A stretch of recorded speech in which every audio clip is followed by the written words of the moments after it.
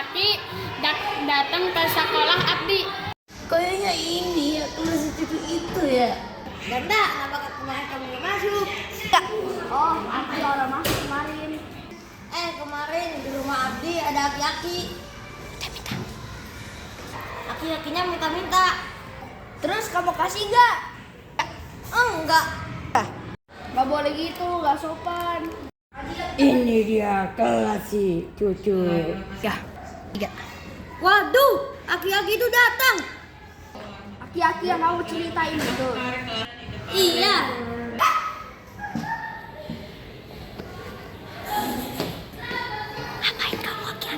Ngapain kamu aki-aki? Karena kamu sudah membuat aku kesal. Aku kodok kamu jadi batu. Wah, kau. Rasakanlah. 3.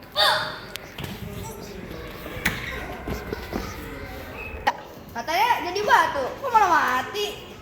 Iya, salah mantra. Entah sombong, sabab ada balasannya. Begitulah cerita dari kelompok kami, kelompok 3. Wassalamualaikum warahmatullahi wabarakatuh.